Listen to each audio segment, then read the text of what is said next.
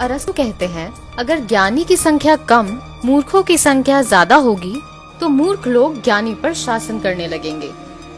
मानो या ना मानो, लेकिन भारत है तो मूर्खों का, महामूर्खों का ही देश है।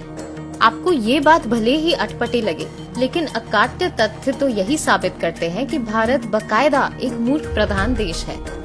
भारत यदि मूर्खों का देश ना होता तो 130 करोड़ लोग वाले इस देश में कैसे एक आदमी लाखों का सूट बूट पहनकर कहता है कि मैं गरीब हूँ और जनता उसे गरीब मान भी लेती है। मोदी की एक ही जाति है, गरीब। भारत यदि मूर्खों का देश ना होता तो सीबीआई, ईडी, आईटी, एनआईए जैसे एजेंसियां जिस एक आदमी की कठपुतली है, वो आदमी कहता है मुझे सताया जा रहा है और लोग मान भी लेते हैं। भारत यदि मूर्खों का देश ना होता तो जिसके पास संसद में भरी बहुमत हो, जिसकी पार्टी 22 राज्यों में सत्ता में हो, वो कहे कि विपक्ष उसे संसद में काम नहीं करने दे रहा और लोग मान भी लेते हैं। भारत यदि मूर्खों का देश ना होता तो भ्रष्टाचार में जेल काट चुके लोगों को टिकट देकर भी कहता है कि मैं भ्रष्टाचार के खिलाफ लड़ रहा हूँ, लोग उसे भी सही मान लेते हैं।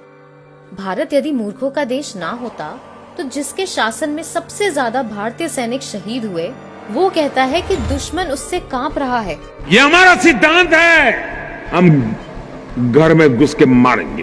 भारत यदि मूर्खों का देश ना होता तो जिसके राज्य में सबसे ज्यादा किसानों ने आत्महत्या की हो, फिर भी वो कहता फिरे कि उसने किसानों को खुशहाल बनाया है और लोग मान भी लेते हैं। भारत यदि मूर्खों का देश ना होता तो जिसके राज में बलात्कार की वारदातें रोजाना नए कीर्तिमान बना रही हो, फिर भी वो कहता है उनका बेटी बचाओ अभियान सफल है और हम मान भी लेते हैं। बेटी बचाओ, बेटी पढ़ाओ। काला बाजारी को खत्म करने का दावा करके नोटबंदी करने वाला छोटी बड़ी लाखों भारतीय कंपनियां बंद कराकर 2.5 करोड़ भारतीयों को बेरोजगार करके कहता है नोटबंदी सफल रही और लोग मान भी लेते हैं।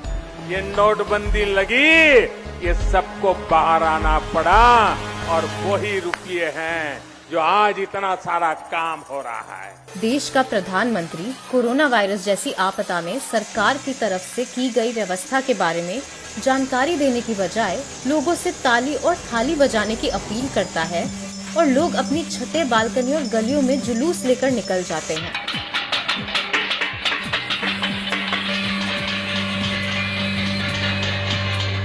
मूर्खों को धर्म, जात, गोत्र, खाप, आस्था, राष्ट्रवाद, जाति आधारित नफरत जैसे तोहफे हमेशा से बेहद पसंद आते हैं।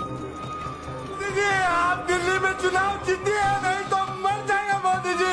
आप मेरी जान है मोदी जी, आपके बगैर नहीं जी सकते मोदी जी, नहीं जी सकते आप मोदी जी। शिक्षा, रोजगार, स्वास्थ्य सेवा जैसी बुनियादी जरूरत मूर्खों को नहीं दिखाई देती। वाह मोदी जी, वाह वाह।